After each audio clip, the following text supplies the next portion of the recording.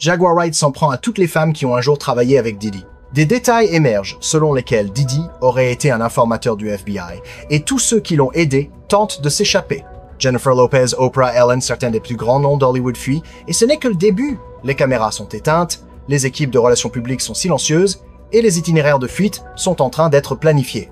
Abonnez-vous dès maintenant à la chaîne YouTube pour ne manquer aucune révélation explosive sur les scandales qui secouent Hollywood. Jaguar Wright balance tout sur Diddy, Beyoncé, Oprah, Ellen et bien d'autres. Les masques tombent, les secrets éclatent. Activez la cloche et restez connectés. Tout le monde, d'Oprah à Jennifer Lopez, panique depuis que Jaguar a commencé à citer des figures de premier plan et même à laisser entendre que Diddy collaborait avec les enquêteurs. Nous allons décortiquer chaque nom, chaque extrait et ce qui pourrait arriver ensuite. Il a dit que toutes les pièces des mentions de Diddy étaient équipées de caméras. Il avait une partie des vidéos, des photos, et il les a affichées dans le procès qui a éclaté. Tout cela servait de matériel de chantage. Il faisait venir ces personnes. Beaucoup étaient aussi de jeunes artistes aspirants dans l'industrie musicale. Et ces soirées étaient sponsorisées par le PDG de Motown Records, le PDG d'Universal Records. Ça va jusqu'au sommet. Et donc vous mettez ces gens dans des situations compromettantes. Les verres étaient trafiqués, les cassettes vidéo tournaient, et à la fin, vous vous réveillez le lendemain matin. Qu'est-ce que j'ai fait? Et puis ils ont du matériel compromettant sur vous, et ils peuvent diriger votre carrière. Ils peuvent la détruire, mais ils vous tiennent. Et ce n'était pas seulement des gens du milieu musical, comme vous l'avez dit, il y avait des athlètes, des célébrités, des politiciens, des membres de la famille royale, et nous avons aussi été informés par l'ancien garde du corps que Diddy était un informateur du FBI, donc c'était un mouchard. La première personne sur la liste noire de Jaguar Wright est Beyoncé, et elle parle d'elle depuis des années. Jaguar dit qu'elle avertit les gens à propos de Queen Bey depuis longtemps, affirmant que Beyoncé ne s'est pas contentée de rester les bras croisés pendant que Jay-Z et Diddy organisaient leurs soirées tordues. Elle les a aidés, elle était avec Jay-Z à toutes les fêtes de Diddy. Et selon une victime, Beyoncé regardait pendant que Diddy et Jay-Z continuaient leurs abus. Plutôt que de signaler les crimes de Jay-Z, Beyoncé l'a aidé, lui et Diddy, à tout couvrir et à même profiter du chantage. Depuis qu'elle a épousé Jay-Z, Beyoncé remporte des Grammy à l'appel. Beyoncé, es-tu aussi mauvaise à ton avis? Et tu fais des choses que tu connais? Est-ce Jay-Z? Qu'est-ce que c'est? Je sais beaucoup de choses que cette honteuse a faites, mais son plus grand péché est la vanité. Et je vais te le dire maintenant, bébé.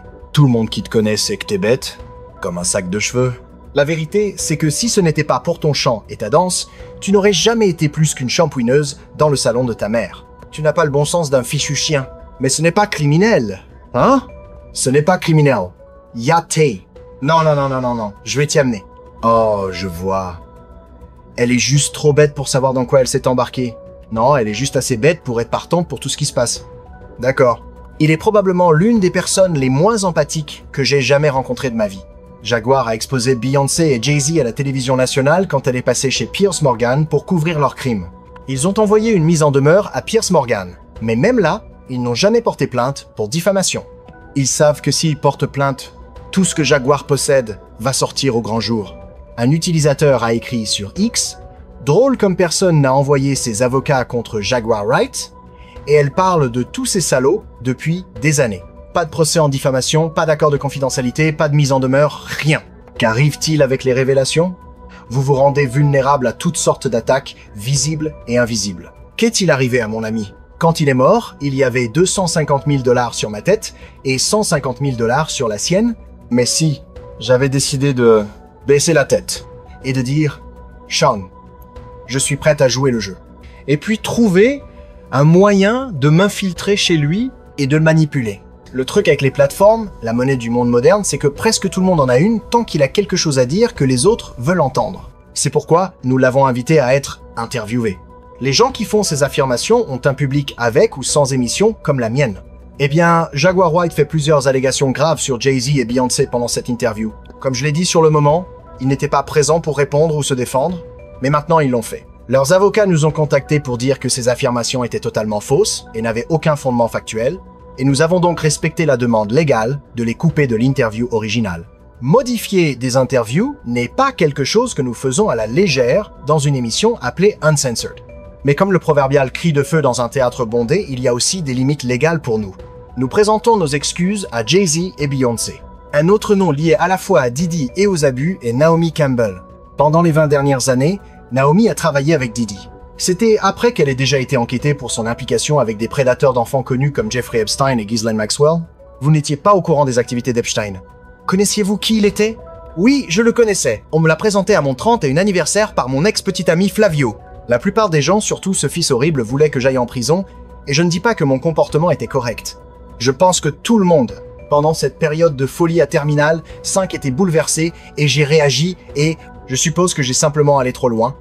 Peut être, pour aggraver les choses, en 1998, Naomi a été condamnée et reconnue coupable d'avoir battu son assistante et de l'avoir étranglée dans un accès de rage. Depuis, elle a été inculpée 10 fois de plus dans des affaires où elle agressait physiquement les gens qui travaillaient pour elle et crachait même sur les policiers quand ils venaient l'arrêter. L'historique d'abus et de violence de Naomi a commencé à peu près au moment où elle a commencé à rencontrer Didi.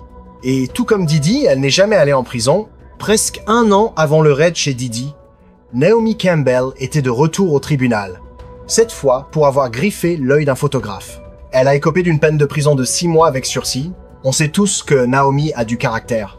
Aujourd'hui, la supermodèle de 45 ans a été reconnue coupable, dans un tribunal sicilien, d'avoir agressé un photographe. Elle a écopé d'une peine de 6 mois avec sursis. Donc, elle échappe aux redoutables combinaisons orange. Si vous pensiez qu'être filmé en train d'agresser un photographe était grave, attendez de découvrir ce que Demi Moore a été filmé en train de faire. Ami de longue date de Didi, Demi Moore a en fait agressé sexuellement un garçon de 14 ans en 1982. Une vidéo ressortie a attiré l'attention sur Demi Moore embrassant son ancien costard de General Hospital, Philippe Tanzini, alors qu'il n'avait que 14 ans. Les images, filmées reportedly lors de la fête du 14e anniversaire de Tanzini, montrent Moore en train de rouler des pelles à Philippe plusieurs fois et disant « J'adore Philippe. C'est l'une de mes personnes préférées. Le meilleur. Et je mise $1. Je t'aime. » Ok, encore une fois, pourquoi penses-tu que ton meilleur côté ressort? Je ne sais pas. Peut être juste parce que je les aime tous, et j'espère qu'ils m'aiment tous. On t'aime, et je les aime. La chose pour la publicité, tu es folle. Absolument, parce qu'il est l'une de mes personnes préférées. Presque 1 mois et demi. Quel est ton rôle? Je suis la nouvelle amoureuse de Luc, et je suis Philippe Danzini, et je joue Jeremy. Tu me voles ma partie. Désolé. On passe à l'interview numéro 2 ici. Oh, ok. Parce que j'adore Philippe, et c'est le seul que j'aime. Ton interview déjà. D'accord. Tu as Ashton Kutcher amoureux de Mila Kunis dans That 70 Seconds Show. Puis il se sépare sans raison apparente après qu'il ait commencé à traîner avec Didi. Puis il épouse Demi Moore qui lui a pompé tout l'adrénochrome qu'elle pouvait. Et apparemment il s'est régénéré en faisant des choses inappropriées avec leur fille. Je suis content. Je suis sûr que tu es content comme Bruce Willis. Le pire dans la situation Demi Moore, c'est que Demi Moore était elle-même une victime. Quand Demi n'avait que 15 ans, sa mère l'a vendue à un inconnu pour $500. Dans une interview sur son livre, Demi Moore a révélé comment sa mère l'emmenait dans des bars pour que des gars la regardent et la payent pour avoir leur chemin avec elle. Demi Moore a même dit qu'elle se souvenait encore d'être là et d'entendre que sa mère savait et avait en fait permis cela. Passant à Demi Moore, elle a révélé dans ses mémoires qu'elle avait été agressée sexuellement à l'âge de 15 ans, écrivant que sa mère avait laissé l'homme entrer dans leur maison. Eh bien, aujourd'hui, Demi a parlé plus en détail à Howard Stern dans son émission de radio Sirius XM. Tu dis que tu l'as repoussé. Tu n'en as pas besoin, tu viens juste de le faire récemment. Je l'ai repoussé parce que je me sentais comme si c'était ma faute, comme si j'avais agi de manière provocante et mature, comme si je savais vraiment beaucoup. Et je ne suis jamais vraiment regardé comme une enfant, et donc je ne l'ai jamais vu comme, je veux dire, je l'ai vu comme une malchance. Et, vous savez, et embarrassé, j'étais très embarrassé par cela. En toute honnêteté, je pense que la honte que j'ai portée à cause de m'a rendu effrayé de sentir que je pouvais m'exprimer confortablement de manière sexy. Ça me fait juste me souvenir de la conversation que j'ai eue avec elle où elle parlait du but de son livre était de partager son histoire dans l'espoir que cela emporterait d'autres jeunes femmes. Elle a parlé de beaucoup d'autres choses à Howard Stern. Elle a dit qu'elle avait auditionné pour Top Gun, évidemment, n'a pas eu le rôle. Parmi les rares noms qui ont réellement fui les États-Unis, Hélène arrive en tête. En 2024, juste après le raid de la mansion de Didi à Miami, Hélène a annoncé qu'elle quittait le pays pour toujours. Son départ coïncidait parfaitement avec l'arrestation de Didi. Et les fans n'ont pas pu s'empêcher de remarquer qu'Hélène a aussi essayé de changer d'apparence. Quelqu'un qui avait été blonde toute sa carrière a changé de couleur de cheveux et a déménagé en Angleterre pour repartir de zéro. Ils perdent la tête. Elle semblait si sincère, n'est-ce pas? Très sincère. pratiquement étouffé par ses mots. Mais la meilleure pour moi, c'est Ellen DeGeneres, qui est d'ailleurs une personne très méchante. J'ai eu affaire à elle en Australie. Est-ce que je pourrais vous raconter des histoires sur cette vache? Mais anyway, bon, débarras pour elle. Mais vous savez, elle était assez amie avec ce P. Diddy, n'est-ce pas? Eh bien, c'est pourquoi je dis libérer les dossiers Diddy, dossier Diddy. Allez, Donald Trump, on veut savoir qui est nommé. Donc peut être quel file en vitesse avant que tout, ça lui tombe dessus aussi.